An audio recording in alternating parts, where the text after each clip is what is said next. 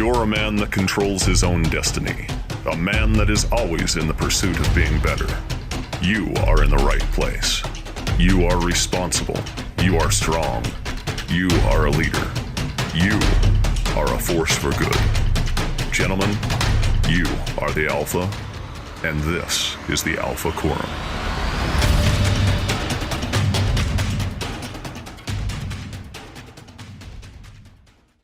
If you're like most dudes, no one taught you how to be a man.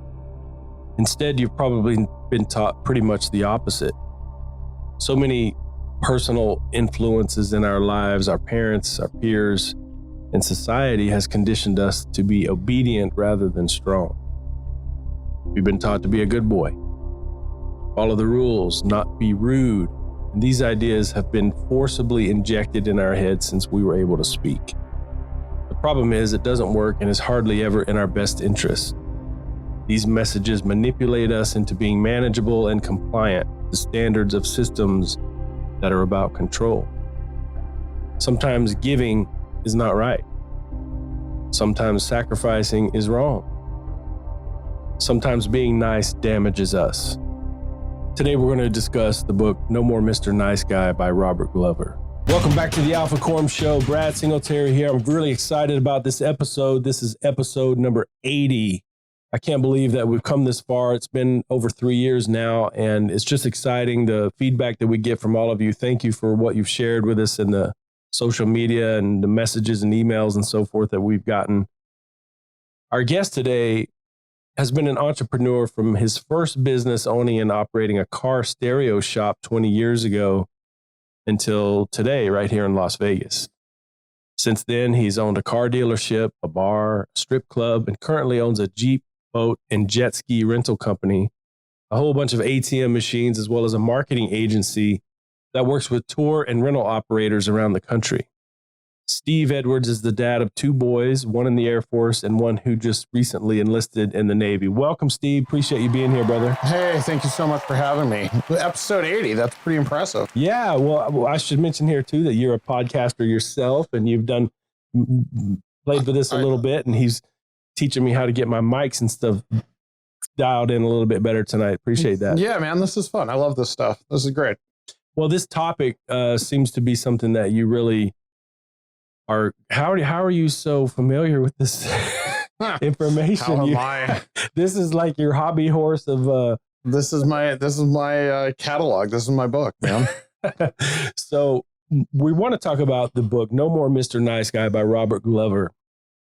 As I've worked with men and as I've figured some of my own shit out, I've realized that far too many of us are just too soft. I did a little survey recently on a private Facebook group. By the way, if you're listening to us and you're not a member of the Facebook group, check it out. It's called the Alpha Quorum.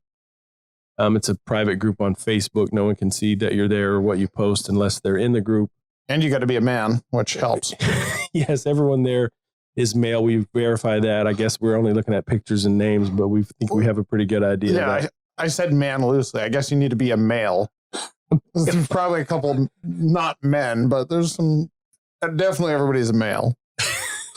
You know, it's funny. We have, I think, 1% of our audience in there. It shows up is female, and I think it's because you have. There's a couple guys who share their Facebook accounts with their wives, and maybe that's where that comes from. But I mean, that could be its own podcast on its own. What does it mean when you start sharing your Facebook account with your significant other? That's being a little bit too nice, maybe. Definitely. So No More Mr. Nice Guy. What led me to this entire thing that I'm doing as I speak to men, as I'm working with men in my practice, is just noticing that men are either too hard or too soft, too nice or too difficult. And I read this book probably 3 or 4 years ago. It was recommended to me by Derek Johnson. We kind of started this whole thing together, Derek and I, and he showed me this book and told me that he himself was a nice guy, a recovering nice guy. So Robert Glover is a therapist, and he recognizes some of the patterns that he talks about in the book, recognize that in himself. And he describes a little bit about how that has harmed his relationships. And he's teaching this to other men so that we can get a hold of ourselves and get our balls back, basically. So we want to review a little bit about this content. We're going to talk about just nice guy syndrome, what it is, how we become this nice guy, learning to please the person who matters most, making your own needs a priority, reclaiming your personal power, your masculinity, and more about getting the love and the sex and the life that you want. Those are basically the chapters of his book. Start us off on a high level here, Steve. What is this about? And what do you recognize in general? We'll hit some specific bullet points later, but Sure. You know plenty of guys who behave this way. They've surrendered their masculinity itself to the system, to their spouse, to their parents, or whomever they've given that up to. What do you notice? I don't even think that this isn't even something that I need to kick down the road. You know, this is something that I can take full ownership of, as I was as nice of a guy as you could possibly meet, the nicest guy. And, you know, when you start seeing some of the traits that represent being a nice guy, you know, at surface level, they sound like really admirable traits. Like, you're a nice guy. You're willing to, you know, do things for others. You want to fix problems. You are a giver. You seek the approval of others. When you say these at surface level, these sound like great, wonderful things that you would want out of a guy. Yeah, this is the dream husband you're talking about. Absolutely. But what ends up happening is you end up with a guy with no backbone. You end up with a guy that can't deliver on his promises because he is incapable of it, because he's living a lie. He's not happy. Most of this is all self-deprecating behavior because they're not serving themselves first. They're not taking care of their own wants and needs. And yeah, they end up in a really tough spot. Yeah, everything they're doing is really calculated to try to gain approval or avoid disapproval. So 100%. We're always trying to do the right thing so that, you know, nothing is ever hard for anyone. We want to protect everyone else's feelings, repress our own, of course. Yes. That's so unhealthy. It's so unhealthy because, you know, I always like to take this back as if any of you guys have ever dated, and every guy knows this, that women love a bad boy, right? Right. And we see it in media, we see it in everyday life, and you never really understood the why. Why do they go after the bad boy? Well, because there's an edge, because they appear to be a man. They have this backbone, this spark about them that feels alive. And when you start looking at a lot of nice guy behaviors, you know, this idea of not being able to stand up on your own feet, it's almost like codependent in its own way. Totally. But they're not fulfilling their own wants, needs, and desires because they're so busy worrying about everybody else's. And the hope, why is that? What is the hope in trying to please everyone? What are they trying to gain from that? So the term, and I mean, we're kind of like, without jumping too far ahead, but the term is a covert contract. Most of everything done as a nice guy is done with the idea that you will receive something in return. The easiest way, or the dumbest way to explain this in a guy type of mentality is, you know, the time you did the dishes or you did the laundry in order to have sex. Hey, babe, I changed the light bulbs. Yep. You think we could have some alone time now? Yes, 100%. But this covert, so that means we're not really. This is not. That would be even better. That's what the bad boy move is like. Hey, I changed the light bulbs. I did the dishes. Now let's get naked. Yeah, but that isn't even expressed. That it's not even said. What it's done is it's almost like, I think every old person under the sun has always said it. You know, what does assuming mean? It makes an ass out of you and me, right? Mm. And it's that it's a game. It's mental gymnastics. It's I'm gonna do all these things, right? I'm gonna vacuum, and I'm gonna dump the dishwasher, and I'm gonna take care of the kids. Like, and they expect that the sex would be reciprocated. Now, this is done in a million other things. This is just the easiest one, and probably the biggest miss for guys is because, you know, as you being a therapist and talking to a lot of men, what do men complain about? Hey, I'm married and my wife doesn't put out. We have a great relationship, except we never touch each other. Yeah, except she's absolutely disgusted by me. Sounds awesome. Well, she's probably not disgusted by your beer gut. She's probably not disgusted by your morning breath. She's probably disgusted that you've emasculated yourself and you've handed your balls away to someone or to her maybe, and you're not making your own needs a priority. I probably used to say this kind of thing about you're the center of my world, you're everything to me, and that kind of stuff. When I hear that now or I see that anywhere, I just cringe and I go, oh, please, dude, don't be like that, because that's not going to work out very well. And women are not very interested actually in being the center of your world. If they are the center of your world, that means your world isn't very freaking exciting. Yeah, absolutely. And they're going to lose respect for you, man. They're not going to have much interest in you. And it doesn't matter how you look or how much money you have. If you're overly focused on making your partner happy, none of you are going to be happy. And I think as we dig into it here a little bit more, it's not necessarily the idea of doing a nice thing with, something expected in return. It's all the other actions that lead up to it. It's basically all the steps that have turned you into a nice guy that have made you a disgusting human to your wife, to your significant other, to the female gender, to females in general. In order to be a nice guy, in order to protect everybody from everything, you have to be dishonest. You've got to lie. You've got to, you can't be fully transparent, because there's things in life that if you're totally honest about them, they're going to hurt somebody's feelings. You're making me think of what was that movie, Old School, Will Ferrell, and they go to therapy and they're like, oh, we're in the trust tree. We're in the trust tree. You can say anything. Go ahead, open yourself up. And he's like, oh, I'm imagining what kind of panties you're wearing to the hot female therapist. And he gets in trouble and he said, wait a minute, I thought we're in the trust tree. I thought this was safe. No, that's a great example, because guys are so scared to be honest. But, because it sounds bad. Nobody wants to be labeled a predator, but guys are certainly more animalistic than women. They definitely think with their wrong head most of the time. And guys are very simple in the fact that, they would trade out a lot of things in order to have sex. I mean, if they could make those contracts, hey, I'll dump the dishwasher for sex. I will run 12 laps around the block for sex. And that's where it all goes wrong, because guys end up running with the wrong brain. And they make, decisions, and basically the rest of their life is basically decided by these horrible decisions.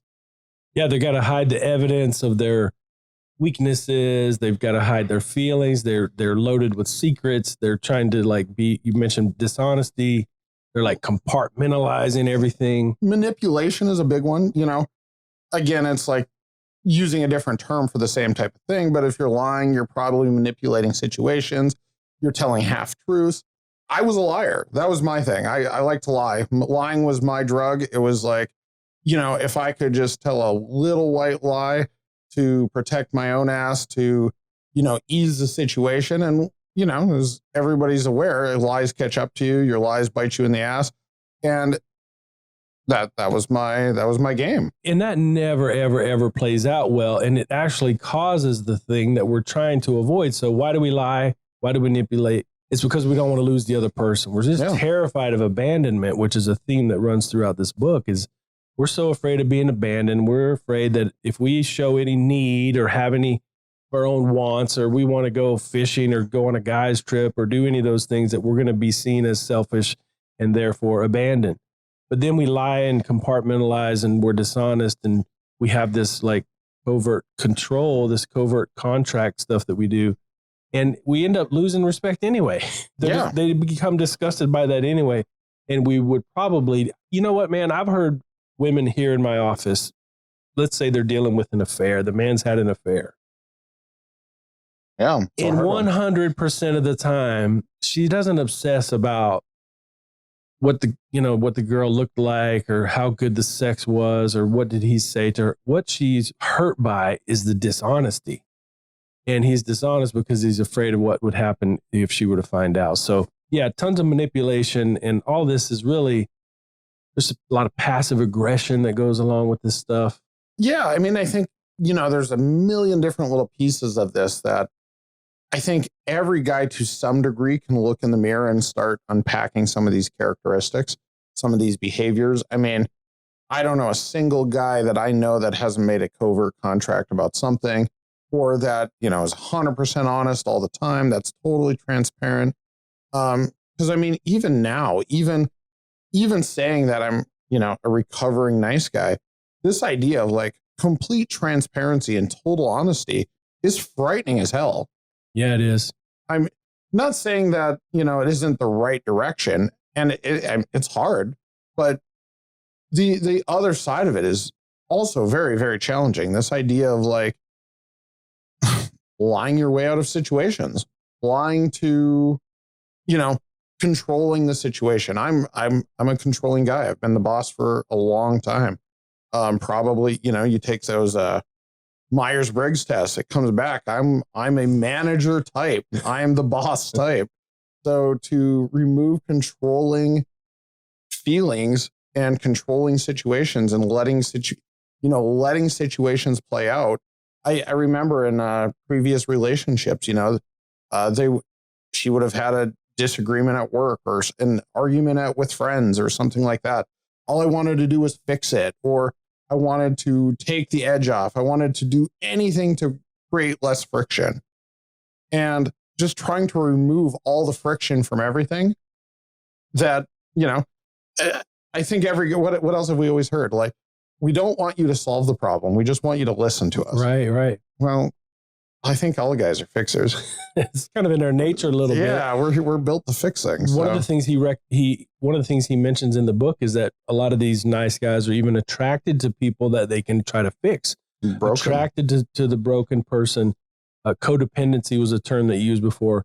Maybe this guy's made a multi-million-dollar fortune writing this book, and he's really just describing codependency. I don't know, but it seems like a lot of those things are common things. Another negative about being a nice guy is that we're swinging back and forth from being nice and not nice. So these guys aren't always necessarily, you know, nice and the doormat. Sometimes we let all that stuff build up and it turns into like explosive anger and those kinds of things. You ever go to a domestic violence class and the room is full of nice guys? Yeah, I mean, it's, you know, I had to Google it, but, you know, it's like a narcissistic style of behavior. And it's because it's so self-serving, and it's really only built for the interest of the nice guy and not the party around it. It's like this exchange of feeling like you're going to continue to do these things in exchange. I want to feel a certain way. I want a certain reaction. I want a certain amount of touch or whatever it might be, that you're never left fulfilled. There's never a fulfillment of like, wow, that worked out. I feel great about it. I should continue to do this. In fact, it's the exact opposite, where you're constantly left disappointed. And that disappointment builds up to resentment. And resentment, as you're well aware, you know, in therapy, is what ruins relationships. Guys are just begging for any amount of intimacy, any amount of affection from their significant other. And she's pulling away even harder because all she's seeing is the bullshit.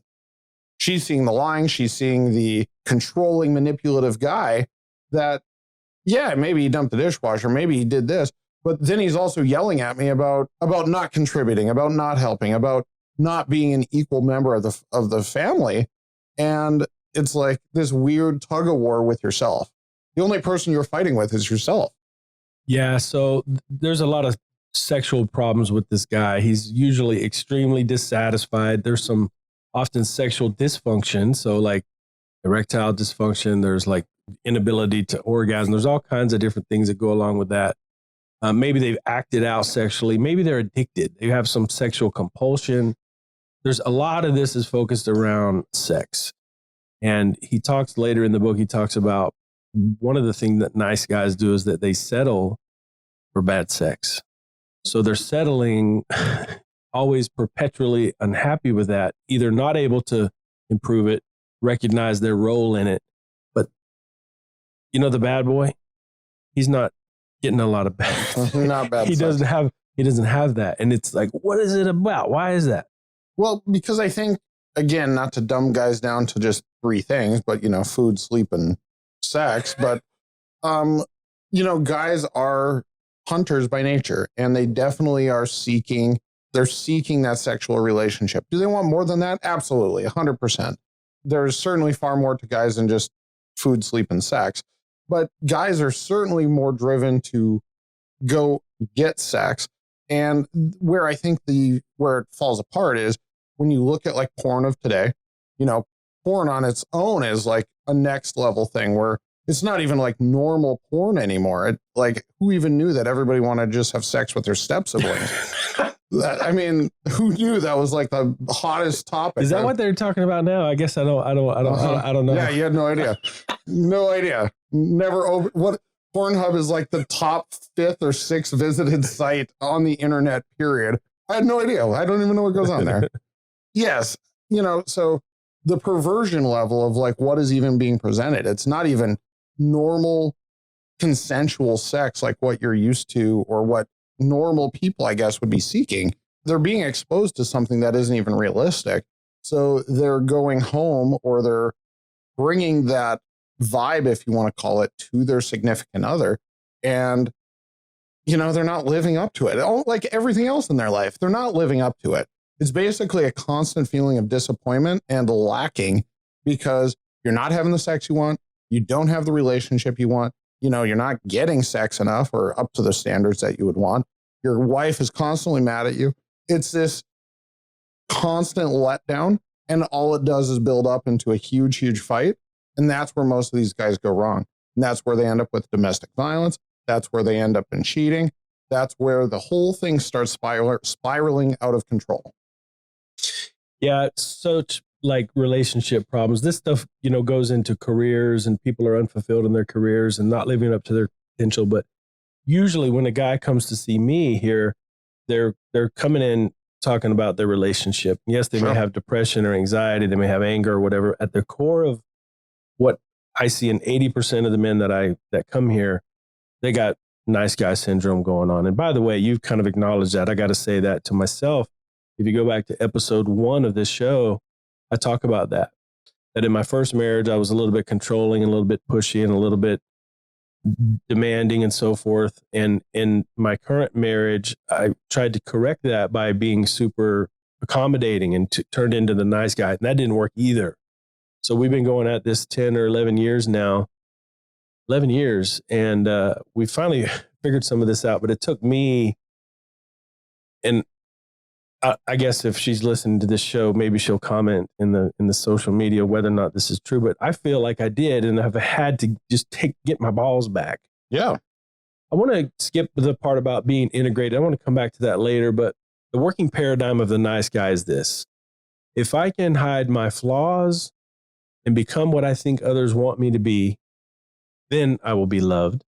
Then I will get my needs met. Then I can have a problem-free life. But even though this is effective, they only see one option is to try harder. So we just keep trying. We just keep doing more and more nice things. I hear it all the time. Man, I bought her a $12,000 ring for our 12th anniversary. I did all this stuff. I had all these things and made these special trips, and I did all this thing, and I'm just orbiting around her as the center of the universe.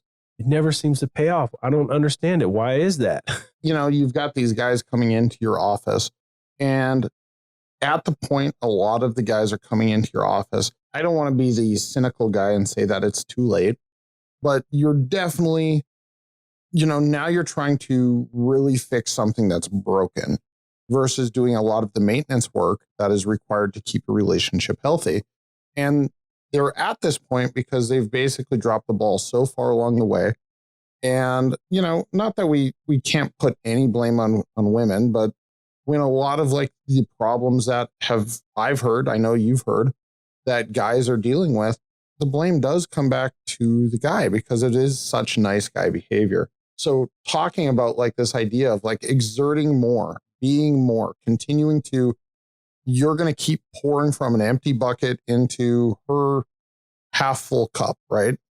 And you're trying to fulfill the marriage in ways that are not what she's asking. So it's like you even brought up the example of like, buy a new car, buy this, pay.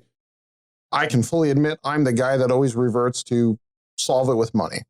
Well, that doesn't solve most problems. I mean, it doesn't solve most relationship problems. Your wife isn't asking for you to buy her a new bag to keep her happy. She is asking for you to participate in the relationship, participate in your kids' lives, be a good partner, be a good father, be present, show up. And unfortunately, Louis Vuitton doesn't sell any show up medicine. It's always it's a very nice bag, but that doesn't buy love. They need you to be a badass. That probably has nothing to do with them. You're not going to wash dishes enough. You're not going to do these household things enough. It's not how many diapers you change. We still need to do those things, but we lose ourselves in the process. When I look at someone who's divorcing, I ask, and I've been there before, and so I know that feeling personally. I ask, well, how do you feel about yourself, your own individual kind of walk in life? How you doing with your own journey? They always say, I've lost myself. I don't even know who I am. So to touch on that, because I got a little left of center of where I wanted to go on this, but the biggest mistake I see is that guys have lost all touch with other guys. Guys don't have hobbies. They don't have real male friends, and that's the sort of stuff that keeps you a guy. You're not probably needing to go out grunting out in the woods and burning pallets and stuff like that and screaming from the mountaintops that I am man, but you need male testosterone around you. You need guy friends. You need to have hobbies that are not including of her. You need a life that does not fully encompass her in it. And that's hard for a lot of guys to hear.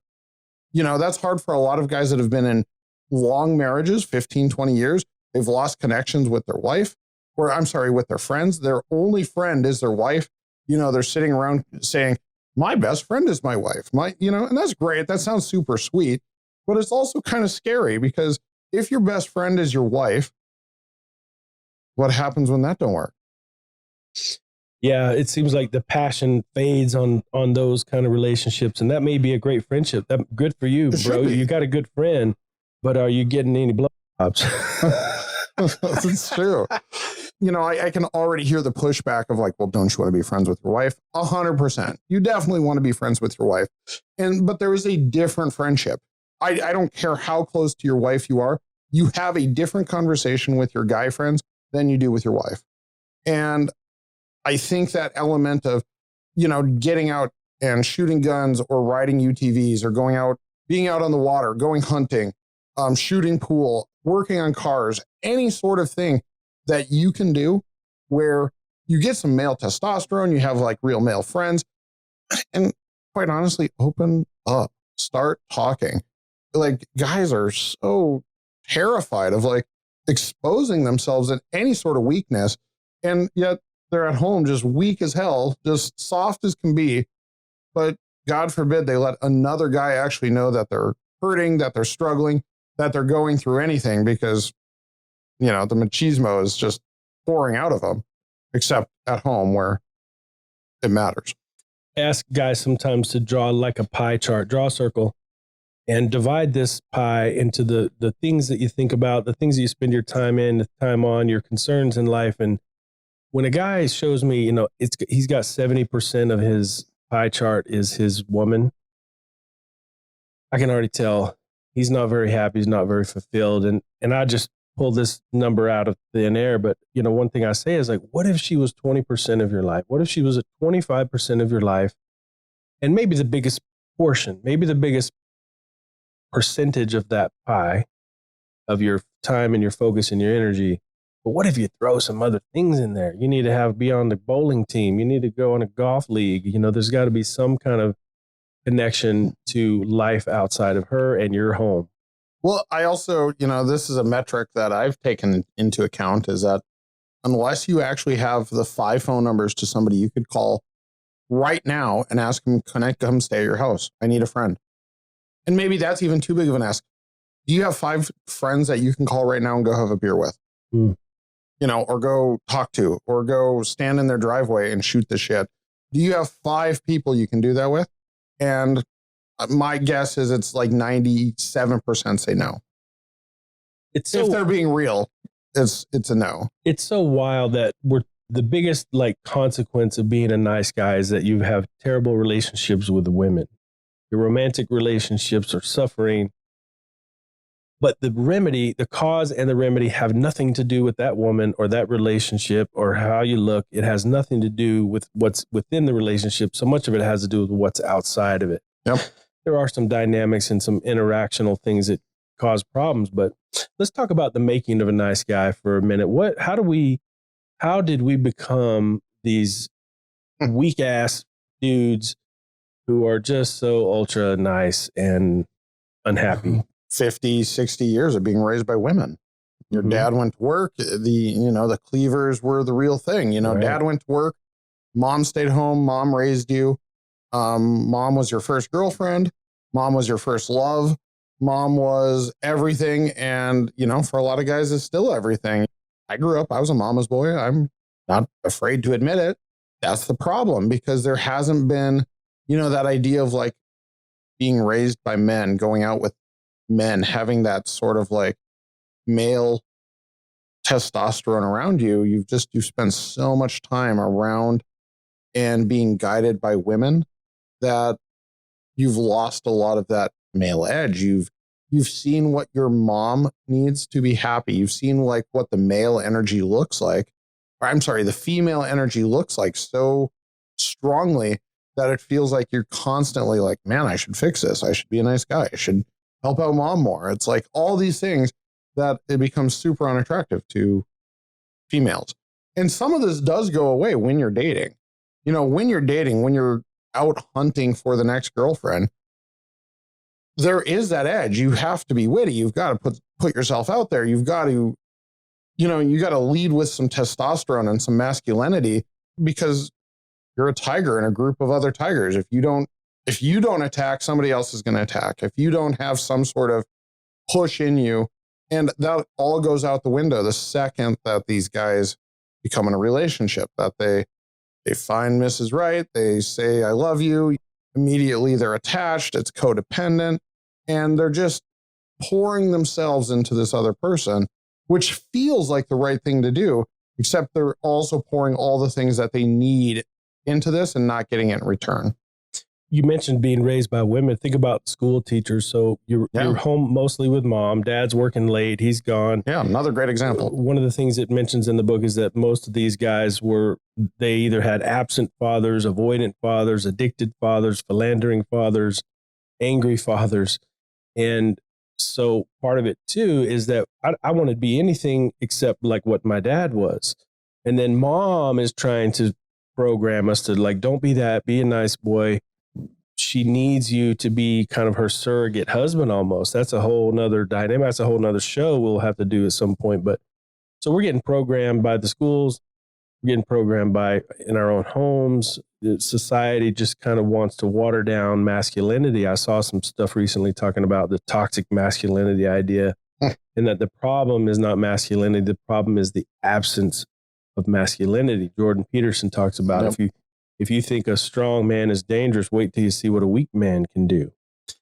If you can't see that in our society right now, the woke culture, the woke mob, cancel culture, the second somebody doesn't like something, they're canceling everything. And that's its own separate topic. But if you don't think that it correlates, not everybody's a champion. Not everybody can be a winner. Somebody's going to have to lose. Somebody's going to have to learn a lesson. And I think it's so prevalent today. I've seen that pie chart, where it goes around that circle of like weak men, strong man, like I forget the 4 quadrants, but how it goes around. And yeah, I feel like we're in such a weird spot that like, it's going to be very, very hard for somebody to break the culture of it. But I think it's something you can recognize in your own house with your kids. I think it's something you can recognize as a man of like tendencies that you're doing. And I've recommended to everybody to read the book. The book is amazing. The book, I feel like, is a game changer. And the second, once you start reading it, you're like, oh my God, I do that. I do that. Look at this. I do that. These are all like things that you can start seeing in yourself that you're doing that have a huge difference in in your overall happiness and well-being. And to the idea of like these teachers, these moms, all of this, you can't blame your mom for raising you the way you did, but at a certain point, the accountability of like why your relationships aren't working, you do have to be able to look in a mirror and say, hey, these are probably some of the negative traits that I'm presenting in this relationship. And if I can find out how to be a better version of myself, maybe I end up with a better relationship. So I want to ask about something personal here. Tell me some of your worst nice guy shit. Give me some stories of. Oh man, I was such a nice guy, and I mean, I'm sure of my 2 ex-wives, they would love to chime in and pour into this bucket, but I was manipulative. That was definitely a good one. I was gaslighting king. I could gaslight the shit out of a situation. It was because you don't want to look in the mirror. You don't want to take any ownership of it. So it was like, it's on you. It's not me. This is your feelings like this. And, I think I wrote the chapter on the covert contract. I was the guy of like, oh, let me dump the dishwasher. Let me help with the laundry. Oh, I'm going to vacuum. I'm going to do all this shit that you never asked me to do anyways. But I really expect some sex out of this at the end. And yes, I never got any sex. It was like it's so dumb looking back on it because it all makes sense. It all makes sense. And now hindsight looking back, this could have all been solved, not happy to say it, but I have 2 divorces under my belt. And the second one hit me pretty hard. The second one was rough. And when I'm looking at them now, I mean, I was as mad as I wanted to be at them. I have to take a lot of ownership. I was a pretty weak man. I was definitely not the best version of myself. I had every nice guy tendency that you could write. And, it all led to resentment, led to argument after argument about not having sex in our relationship. It led to fights about like, doing stuff together, or why isn't this good enough? Why isn't that good enough? And it makes for a miserable life. For me, so some of those things for sure, but to add to that, my own problems with this in relationships, I was kind of the simp, Oh, that's the modern day term. I was like I was writing poetry, man. I literally was just trying to be like, Mr. Let me do that for you. Let me do everything for you. Totally the covert contract. Like, man, let me just show you what a stud I am. And even, I took pride in my vulnerability. I could talk about my feelings. I'm a sensitive guy, and let me show you my sensitivity. Let me be this. Oh, it's just disgusts me now to think about it. And part of that was just it's who I am, and I needed to kind of toughen up and get a backbone, like you talked about, but also just not trying to show off. I mean, I remember one time I wrote this really long Facebook post on my wife's page, just this like how wonderful and beautiful she is and all this stuff. Bro, she deleted it. I bet she did. She deleted it. I'm never doing that again, man. I'll be the guy who I'll get her I'll buy a $7 card for Valentine's Day and put "love you." Yes. Like I won't even say "I love you." I'm just gonna say "love you." No, that's heart to draw the heart. Yeah, just a heart, and that's it. Sign my name, I'll put B instead of Brad. So my biggest runaway with this, I didn't actually discover this until I was going through the second divorce. So how mine actually sprung on me was we grew apart, and I was really not playing the right cards. I was playing the game entirely wrong. And, when she was ready to call it and she wanted a separation, and that's where it started, all of a sudden I went into my, fight or flight. And I did exactly that. I was like writing like the longest, most heartfelt text you've ever seen in your entire life. Like literally just total simp, oh my, so disgusting. It's like gross. It's not, I mean, I look back and I'm like, God, and that was real pathetic behavior. And, all she wanted was space. She's like, hey, I just need some time. Could not give her time. Time was like the most impossible thing. And if anybody's like Google, they have a thing like 30 days of no contact. Well, think about that for a second. 30 days, not talking to your significant other. When she doesn't like you and you're trying to make up with her. Dude, it's the hardest thing I've ever tried in my life. But to that, I mean, there's a lesson to be learned about that. I mean, the lesson is in the time. It's in this idea of like being so insecure in your own skin that you're not deserving of love, that you're not deserving of happiness in your relationship. A lot of this book passes all the blame down to guys. And I'm a strong believer, like, I want to own my bullshit. I want to own it all the way through. You know, it's way too hard to kick the can down the street to somebody else. But there's an element. It's two people in a relationship. And if you were strong in your own background or in your own backbone and you saw how this played out and you were being a man, you would have never dealt with any of the bullshit anyways. You know, if she isn't providing, if she isn't pulling her end of the, end of the deal, you're being a man, you're helping, you're contributing, you're being this good dude without being a nice guy. You're not going to be in a relationship that fulfills you like that. You know, not every relationship is meant to last forever. Maybe you're with the wrong person, but if you're good with you, that don't matter.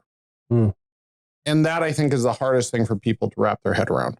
Yeah. So we see our value, our like our value as a man is all wrapped up in how we're being treated. And like sex that's the ultimate evidence of being accepted. Sure. So when we don't get that and we don't get the time or attention or whatever, we get into this like existential panic.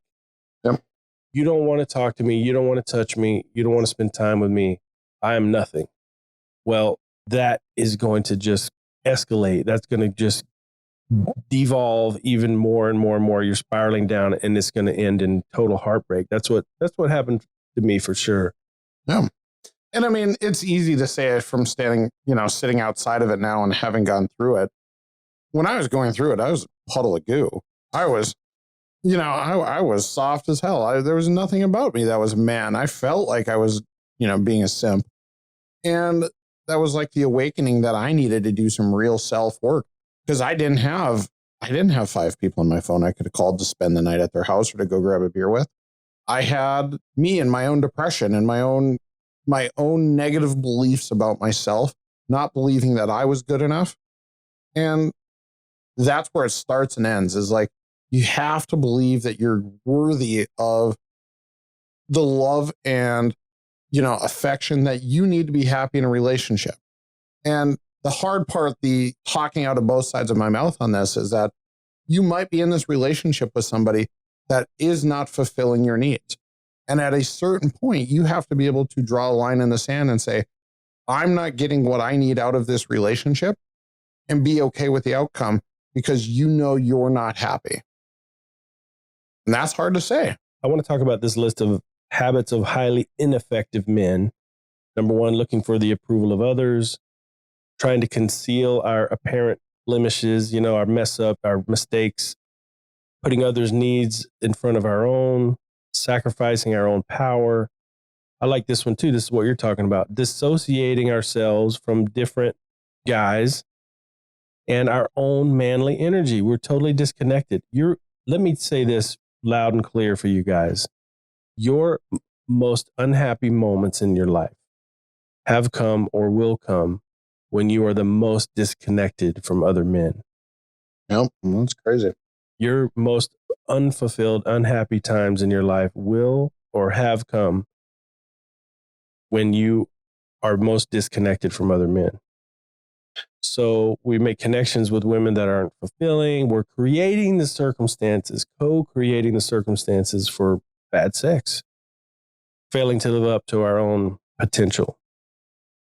So if we're going to fix this stuff, we got to look at, Glover talks about being integrated, being an integrated man. So what does it mean to be integrated? An integrated man is somebody who is comfortable in their own skin. Okay.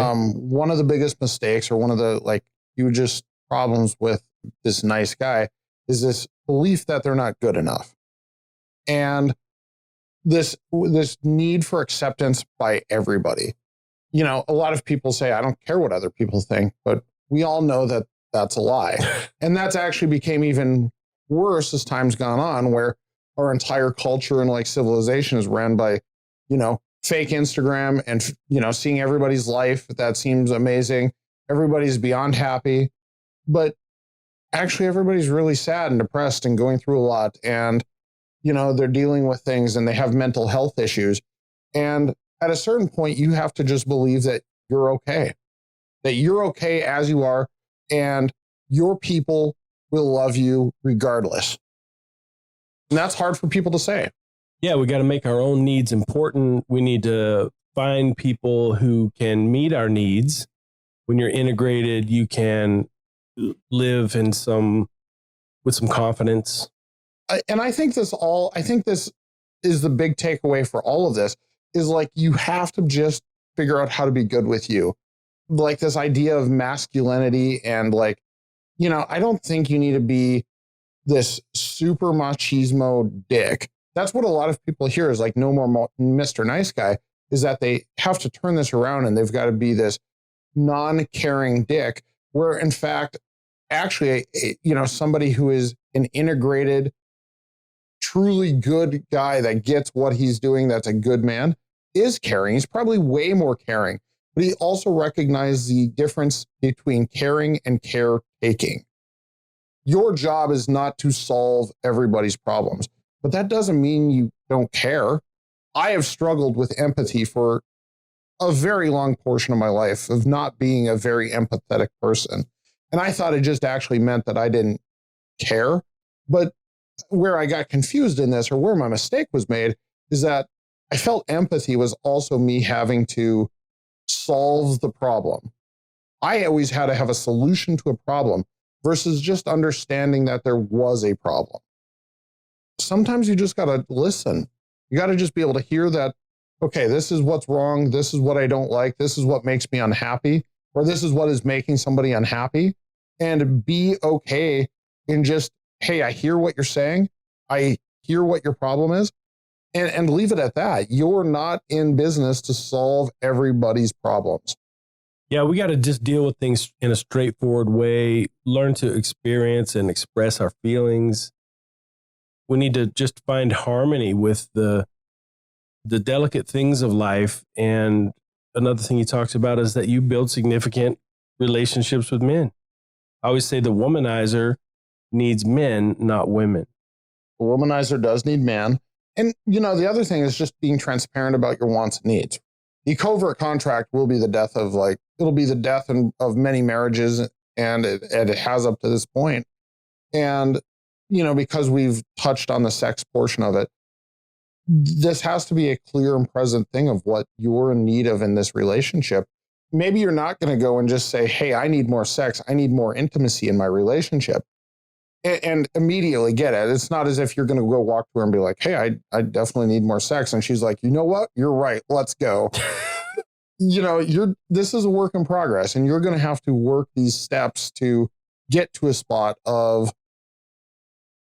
her trusting that you're not going to be this passive aggressive guy, that you're going to be the best version of yourself, that you're going to show up, that you're going to listen. And in return, the end goal is that she will be able to be the best feminine version of herself, which is in return is going to reflect on a better sex life, a better partner, and a better relationship.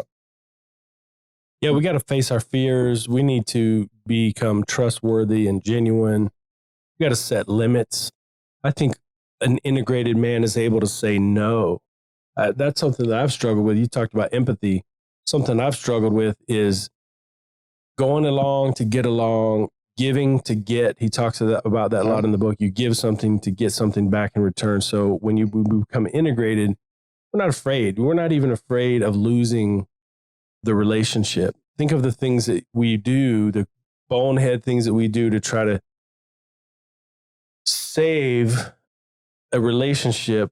We're trying to force someone to let us stay at the party that no one wants us at. And I think if we can get to the point where, look, it would be inconvenient, but I'm not scared to be alone. It is that fear of abandonment. It is that major fear of abandonment. And what if nobody ever loves me again? Somebody's going to love you again. When you're the best version of yourself, when you're showing up, when you're caring, when you're that guy that was out dating, you're putting off, it's a different energy. You care different, you know. You've seen it. You're in this. What happens when guys start going through breakups? They're in the gym, they're working on themselves, they're eating better. They're doing basically everything that their spouse asked them to do in the relationship, just after the relationship. Right. Would have made everybody a lot happier if they were just taking care of themselves. He talks a lot about that. If we want to turn this around, he specifically talks about building muscle and like working out and becoming physically lift active. heavy weights. Yeah. Yeah. You know, I saw it earlier, and I love this term. It's this, and I'm going to read it. A lot of people say I love hard instead of saying I'm codependent, lack boundaries, and become borderline obsessed with the person I'm interested in because of my anxious attachment style and fear of abandonment. But yeah, I love hard does sound better. I heard that, and I'm like, man, I feel that. I get it, because everybody gets in these relationships, and you get in a relationship, and at first it's like the greatest feeling ever. You're so in love, you're oogly. It's, oh my God, I can't even imagine my life without them. And then like the real life sets in, and like you have the same problems everybody else does. And relationships are hard when you're not having sex with each other. You know, you with work, with friends, with relationships take a lot of work. And then when you add kids in the mix, you add a relationship, you add money. It's an uphill battle the entire way. We all have wants, needs, desires, that sort of thing. But we're so afraid of just expressing our feelings, expressing how we feel, you know, what we need out of this relationship to be successful. You know, we're terrified of the what if it doesn't work. And because what if it doesn't work means you're a failure, means you're not worthy of love. It means you're not, you know, all these things you tell yourself means you're never going to be with somebody else again. So instead, you just pour the nice guy on like it's, you know, the thickest shit you've ever seen, just thick country gravy. And you end up in a situation where you've got everything that you didn't want. You're not loved. You're unhappy. You're not getting, you know, you don't have the sex you want. You don't have the relationship you want. And your partner's checked out. And now you're sitting in front of Brad and you're wondering, like, how the hell did I get here? How do I get out of this? And the unfortunate part is a lot of times once you've gotten in front of Brad, it's too late. Too little, too late. Myself included. Once you're in front of Brad, it's too little, too late. You can choose to solve it today. Is it an overnight fix? Hell no. There's no overnight fix behind this. You're not going to read this book and go home and all of a sudden be this well-adjusted male. But if you don't take some action, if you don't find a reason to go out with the guys, if you don't have any guy friends, you got to start somewhere. You've got to start. You got to take that turtle step forward to take some action to get to a better place, because otherwise it all unravels. And then you're sitting on a podcast 3 years later talking about being a well-adjusted male. Or whatever the hell that means, some adjustment to the male. The integrated male. I'm sure if you ask somebody, there's no well-integrated anything about this, but working on it, work in progress. I think that's important. He talks about we need to please the person who matters the most. And that sounds a little selfish, but if we're talking about coming out of nice guy syndrome, we gotta shift the balance a little bit more that way, because by trying to please everyone, nice guys end up pleasing no one, including themselves. Yeah. We see sex as the ultimate form of acceptance. And when our woman gets angry or upset, we think we start to panic. We're like, oh, I got to do something quick. How do I fix this? I need to lie. I need to manipulate. I'm going to offer some ideas. Let me appease you in some way. And if we can just learn to be okay with that little wave, that little emotional wave, and just not feel like we've got to prevent her from feeling angry or upset. Because when we do that, when we're rushing to some quick action, some urgency, it's based on, like you said, the fear of abandonment. It's based on, I am nothing without you. And that's just bullshit. That's going to lead you to pain. Yeah, always, every time, every single time that is going to lead you to pain. And it's just not the case. I mean, are you the best version of yourself right now? No. Am I? Absolutely not. I'm sitting here and I've been losing the same 50 pounds for the last 15 years. It's hard work. It's hard work. And I think a lot of it all starts in the head. I think it's the the embarrassment of mental health. I think it's the guys being like, oh, well, how am I going to go talk to somebody about my feelings? And of all the things you should do, of all the places you should put money, maybe you need to go see a therapist. Maybe you need to go talk to your friends. Maybe you actually have to have an open dialogue about what's going on in your life. And this is where I think a lot of the mistake is made. When we're in the nice guy syndrome, we kind of feel like we've got to hide any of our shortcomings. Think about hair loss and stuff like that. Now, we're both sitting here. I embrace the shit out of it. We're both sitting here bald guys who are proud. And trust me, if I was 5 foot taller and 50 pounds lighter, me and The Rock, same cat. Same dude. So yeah, any mistakes? You think about, we don't want anyone to know that we fart. We don't want to have any imperfection of any kind. And so to be okay with that, stop lying, stop putting up walls. People are not drawn to our perfection. Something that I've learned as a therapist is in the textbooks, they say not to self-disclose. Don't tell your own stories to your clients. And I've really kind of always been a little Patch Adams-like with that stuff. I just do whatever works. And for me, what seems to work is in small little doses. I tell people about my bullshit.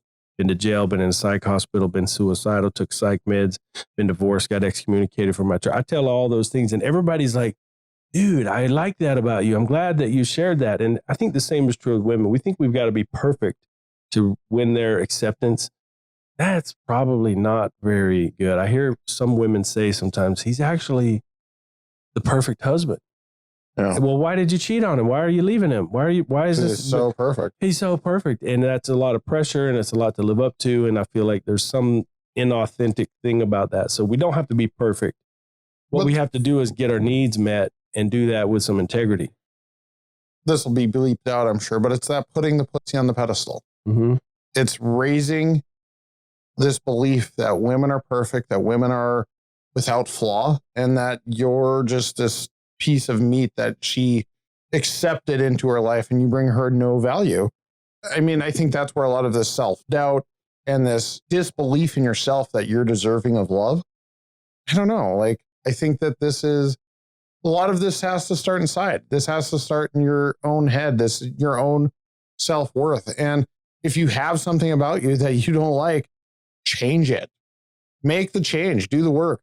If you're like, oh my God, I'm such a fat, obese sack of loser. Shit.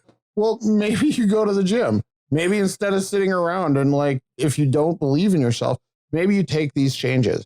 I have a mantra that I live by, and I think it's the greatest piece of advice. You either go after the life you want or you settle for the life you get. Hands down, full stop.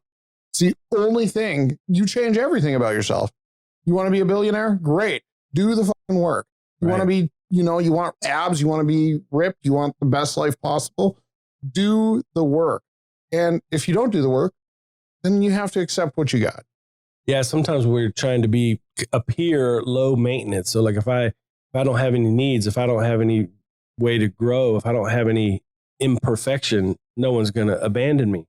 I want to dig into that covert contracts again real quick. So basically that is to say, I will do blank so that you can do blank for me. I will do whatever. I'll do this thing for you so that you can do this thing for me. But both of you act like no one is aware of the contract. Again, we can't speak for women. We don't have any women sitting here or anything like that, but every guy does it. I mean, they're probably doing it and they don't even know they're doing it. But the most popular is always regarding around sex. The on-running joke for as long as everybody's been alive is the second you get in a marriage, there goes the sex, right? Well, these guys that are in these relationships, these sexless, unhappy relationships, that sex didn't go away overnight and it didn't go away for any reason. Something happened. Something pushed her away where she stopped having sex with you. And maybe it was your lying. Maybe it was you not paying attention. That phone that you're sitting in there in your hand or the video game controller in front of you. Maybe you got to put it down, pay a little attention. And, I've had to drink my own Kool-Aid on that. I'm the worst. I worked all the time. I always was on my phone. I'd be sitting and watching TV and on my phone and just not paying attention. So when she stopped having sex with you, at a certain point, you have to look in the mirror. What happened? And to the covert contract side, it's this artificial, like made up, if you do this, I'm going to give you this. And for guys, it's sex. Like I said, it's the chores, it's the date night, it's the any little gesture that should be commonplace in the relationship. Oh, I went and got your oil changed in your car. Oh, I did this. And it's like, you laugh at that. It's like, oh, I went and got your oil changed. We should probably have sex for that.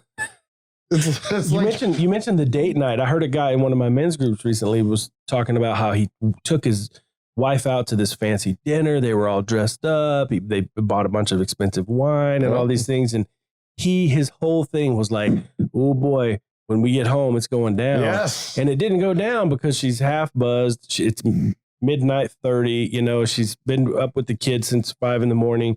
and she's tired and she wanted to get down the next morning when they woke up. And he was all sorts of butthurt because I spent $600 on you on this date and I didn't even get any. So needs are normal. We got to accept that our needs are normal, but we need to talk about those in direct ways. Yeah, I've done that. I've like, that could have been me. I'm that guy that you just told the story about there. I mean, I've done it when I planned a big night and we went out to a show and a fancy dinner and we were staying at the Cosmo and it was, I mean, rolled out the red carpet. And then when we got back to the hotel, she's like, I'm tired. I'm not feeling this. And like a little bitch, I'm just like, we're not going to have sex. We're not going to have sex, you know, and then it's ruined. And then you're having guilt sex, which is got to be worse. It's almost as bad as no sex. Oh, it's worse because it's building resentment and they're just turned off, checked out. Yeah. There's nothing intimate at all about that. Earlier, we talked about the difference between caring and caretaking, and there was a cool action step in the book. Here's one of the things that he suggests. He says, stop giving completely for a week. Stop doing any caretaking completely for a week. Don't do anything that you normally do for a week. And notice how you feel and how people react. When you say that out loud and like guys are going to hear this, like, you know how absurd that sounds, right? It sounds absurd, but he says, but there's a follow-up to it. But he says, all right, notice how you feel and how people react when you give nothing. Yep. And then he said, after that, then caretake more than you normally do. So go all overboard, caretaking, checking in, making sure they have everything, give them everything they ever wanted. And then notice how you feel and how people react. And I think I want to try this. So I'm without imploding your relationship.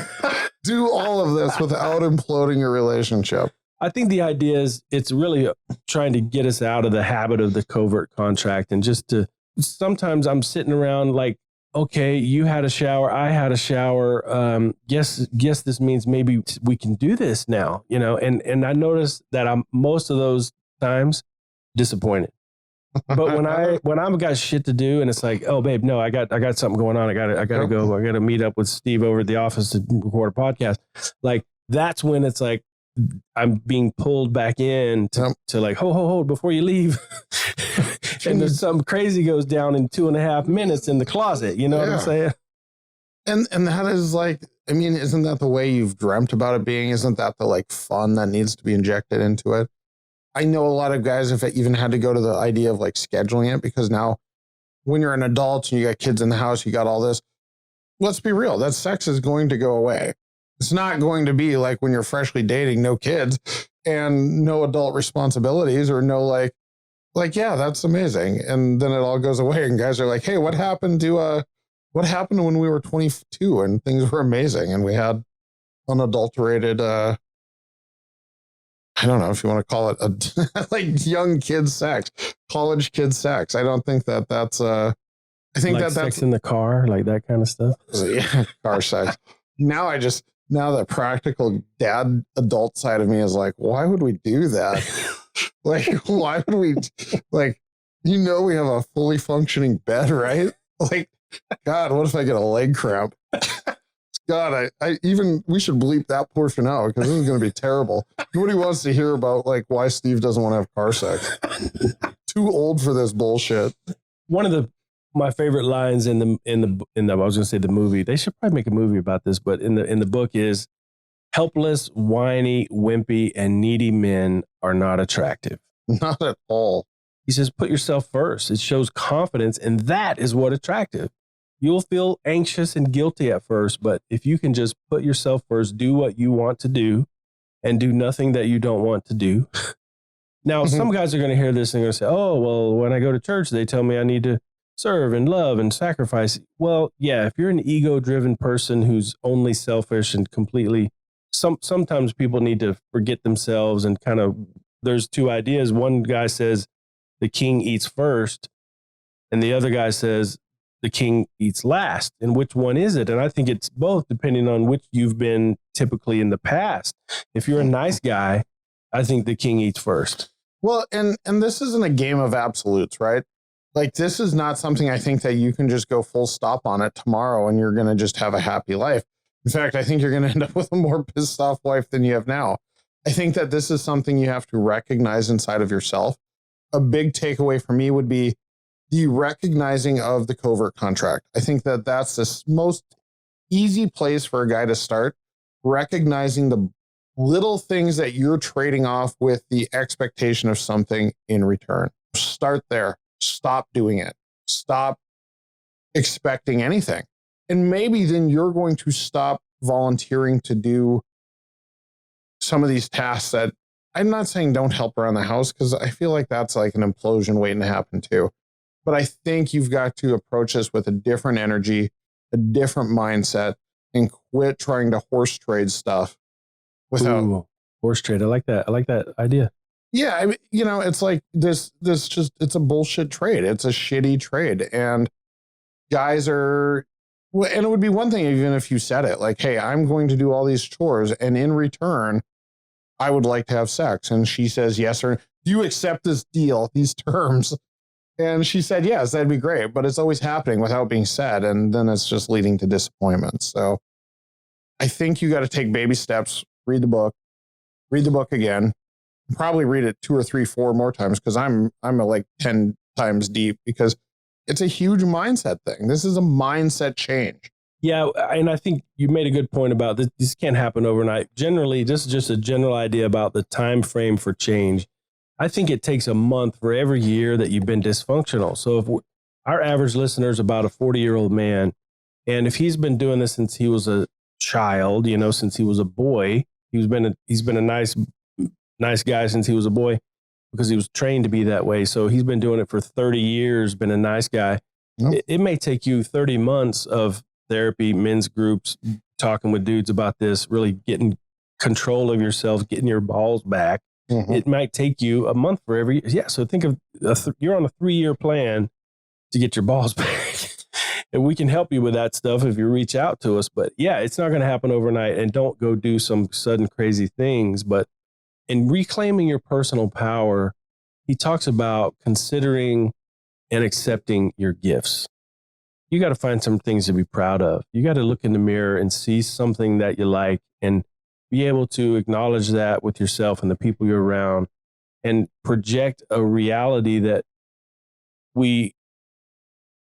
I love can be this. proud of. I love this point. Like, this, I think, I lead with a lot of self-confidence. Where it comes from, I'm not totally sure. Maybe it's all a lie, but I have it. Okay. A lot of the guys I talk to, there's such this belief, this self-belief that they're not deserving of better. And if you don't believe you deserve better than what you have, how do you ever get it? How do you demand that? How do you demand more from others if you don't even think you deserve it? Mm.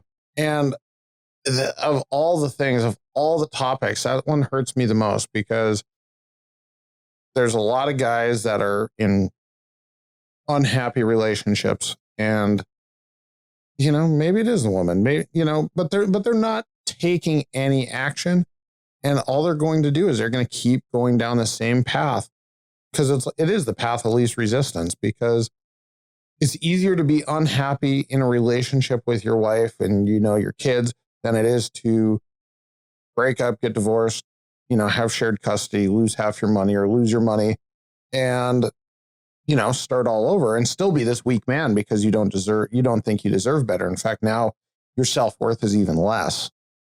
Guys really have to do some of the self-works, look in the mirror. What do you deserve? Why do you deserve it? What are you doing to be the best possible version of yourself? The weight, the exercise, the self appearance is a big portion of it. The idea of like when you start dating somebody, all of a sudden you become attractive to other females. We've all heard that. And when you're single, all of a sudden you're basically chopped liver and nobody wants you. Well, it's because you put off that like thirsty vibe. When you're single, you're needy. You want, you're wanting of love of others, and it comes off as weakness versus masculinity and confidence and self-belief. And once you're in a relationship and you feel like you're in those first 3-6 months of a relationship, when you feel like, man, I'm on top of the world. I'm in this great relationship. I've got this girl by my side. That's that kind of like, that's that toxic masculinity. That's the stuff that pours out of you that feels like you're conquering the world. And then you let life kick you in the nuts a little bit. And all of a sudden you become this weak version of yourself again. Wow. So interesting. So true. We kind of project a reality that we want to see happening onto things, and even if it's not real. So one of the interesting concepts in the book that shocked me a little was it talked about we are trying to be monogamous to our mothers.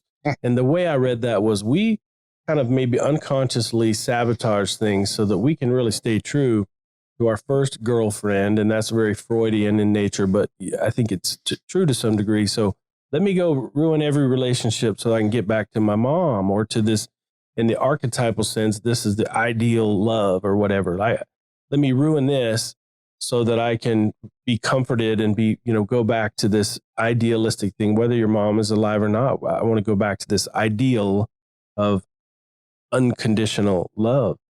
I have a client who complains that his wife, says, oh, we need to have unconditional love. And he tells me, and I believe it, the only unconditional love that exists is from God and from your mom and dad. Well, and no spouse, because we've seen it. We've been through these situations where we love you when this is going well. When you start doing that, now I don't love you anymore. It can't be unconditional, only for your children.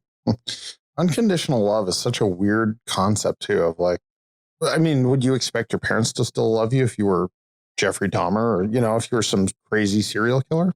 I don't know. I don't feel like I'm deep enough to wrap my head around this whole idea of like being, faithful to your mom. I think it comes to this idea that your parents are vital to you. Your mom was in the picture for so long. And a lot of guys are mama's boys. I was a mama's boy. I am a mama's boy. I see my mom a lot. And it's, you always hear the female saying like, the mom is just too up in her business. You can't stand up to your mom because it's your mom. You can't say no to your mom. There's no ability to push back. And over time that almost feels like it's how guys end up in relationships too, where they just can't be truthful. They can't follow through. But, this idea of being faithful to your mom, I don't know. I'm sure there's a truth to it. It's deeper than me, buddy. So part of it is he's saying that, we're dependent on the approval of women. And so mom is just kind of the archetypal pure love and the love that never goes away and that kind of thing. And so we become dependent on women. And if we're talking about trying to take back our power and take back our masculinity, one of the things it talks about in there is we have this belief that we're different from other men. I'm not the abusive, angry guy. I'm the sensitive, caring, caretaking person. And that actually disconnects us from other men, which is part of the problem. I love his definition of masculinity. He says masculinity is basically whatever helps us in survival. So it's our strength, it's our ability to strategize, it's our ability to fight, it's our ability to protect, and those types of things. But since, say, like the 60s, we've kind of distanced ourselves from aggression and so forth. But we still notice that women are attracted to jerks. It's like, you're better off if everybody just needs to go buy themselves a Fonzie jacket and have a little bit of that. Hey. Yeah, I mean, but there is that element. Girls are attracted because that jerk also spews confidence. Whether it's fake or not, because I think that there's a real level of fake confidence that goes with it.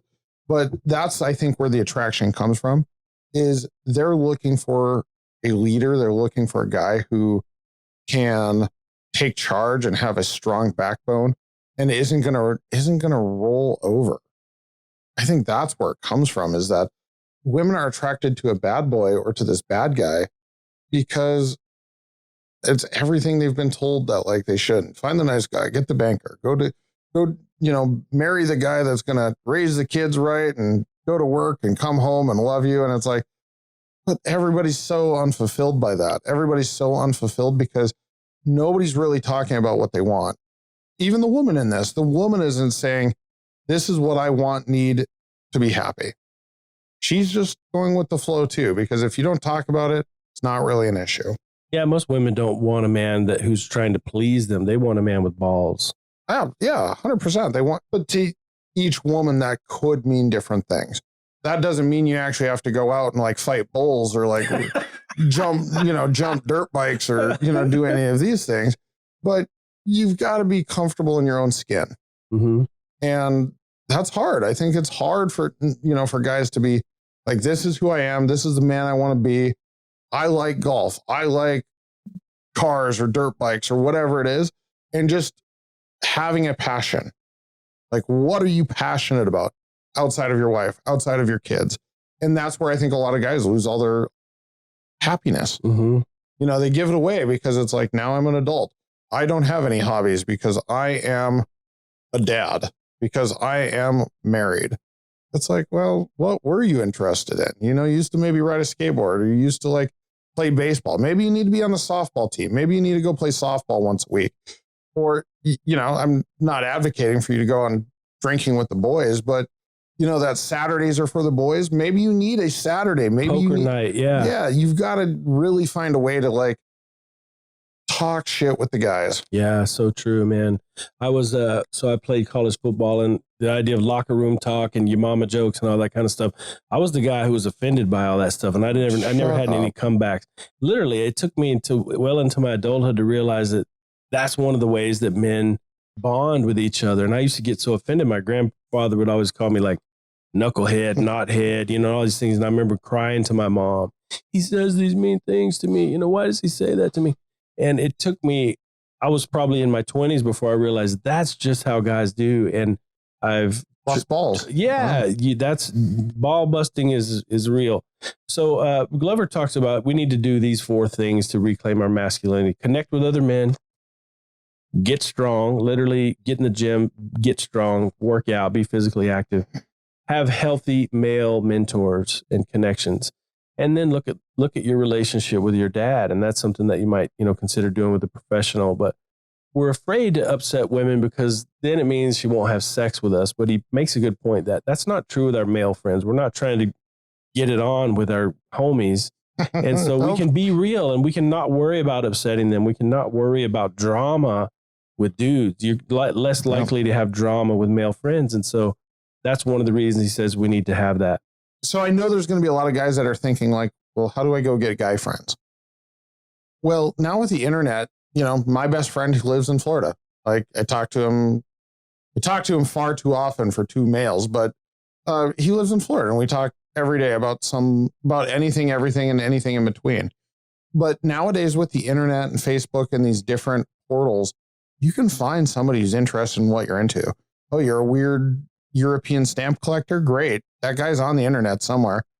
You're not stuck with this idea that you have to find a friend in your backyard like you used to. But I do think that there is an element of like, you got to get out of the house. You need to find your tribe, find those people that you can relate with, that are going to check you on your bullshit and hold you accountable to your goals. A lot of guys they're not transparent. Transparency being so key to all of this is they're so afraid to be vulnerable to other men that it's like when they're around other men, it's like a chest beating contest, like we're a bunch of gorillas. Have you ever played softball, or have you ever hung? Yeah. So you go to like softball or whatever, you go to hang out with the guys. None of those guys are ever having bad days. None of them are going through divorce. None of their wives are cheating on them or anything like that. Why? Because male ego is way too high for anybody to ever be vulnerable. Mm. You need to find those 3 to 5 guys, and maybe it starts with 1, maybe it starts with 2. But you need to find people that you can be real open and honest with. Yeah, tell them when you're messing up. Tell on yourself. Tell them about the problem you're having. Ask for some input. Listen to them. Find a men's group. Men's group is a huge thing. There's men's group you can go into and you can be yourself, because these are not your friends. They are like-minded individuals, peers that are there to hear your problems and as well as address their problems. And I think it's a huge step. I think that is such a miss where guys are missing out on is seek some therapy, seek a men's group, be real, like open up and be real about what's going on in your life. So we want to wrap this up, guys. Thank you for being with us, but we're just going to hit a few points from No More Mr. Nice Guy by Robert Glover, some things that he talks about, that what ways we can do to be integrated and to get our strength back, get our mojo back, get our balls back, and have more respect in our relationships, whether professionally or romantically. Let's just hit a few things here. First of all, I think is have some integrity. Be honest in what you're saying. Be honest about your feelings, your interactions. Tell the truth. Yeah, I think that's a great one. Another one is quit being afraid of new experiences or what's around you, what the world has to offer. Yeah, don't be avoidant of new experiences. I love that. Learn to surrender what you can't change. That's one of the big things in Alcoholics Anonymous, the serenity prayer, accept the things that you cannot change. I mean, this next one is an interesting one because again, it'll trigger some people, but do what you want to do. Quit constantly trying to always please other people. Make sure you're taking care of yourself first. Learn how to get help. Ask about help for your feelings. If you're feeling uncomfortable or guilty about something, talk about that stuff. Recognize that people are human, that people are going to make mistakes, that people are flawed in nature. Yeah, stop trying to be perfect. Stop seeking approval. And you don't need the approval and external validation from everybody. Yeah, you got to approve of yourself. Treat yourself to the things that you deserve. Take care of your own needs with integrity. Stop building such huge walls and let people in. Don't try to cover up or take attention away from your weaknesses. Don't be afraid of your shortcomings. Be aware or cognizant of your childhood events and some of the conditions or influences that led you to where you're at today. Set boundaries. Know who to let in, who to leave out. Don't allow yourself to be disrespected or taken advantage of. I think this is a big one on the list, but be clear. Start expressing your feelings. Be transparent about what you're feeling about things. Spend more time with men. We've talked about that quite a bit. You got to develop your masculine energy. Recognize that women, they reject nice guys. They see that as weak. Recognize that. Learn to be more passionate, more assertive, more responsible. Take care of business. Recognize that you don't have to do everything right, or you're allowed to be flawed. And don't let the fear of failure or the fear of success, some guys, I think, fear of success, don't let that keep you away from the things that you want and deserve. And the last, I think, is don't settle for mediocrity. Go after the life you want. Quit settling. You're not a pilgrim. Make your own rules. There's a lot of rules out there right now. If they make sense, and if you can jive with that, go for it. But also don't be afraid to be independent. Don't be afraid to be non-compliant. Do your thing. Get your balls back, guys. We really appreciate you being with us tonight. This is such an important topic. Men must be stronger. And that might mean take a look at your upbringing. That might mean take a look at how you interact, covert contracts.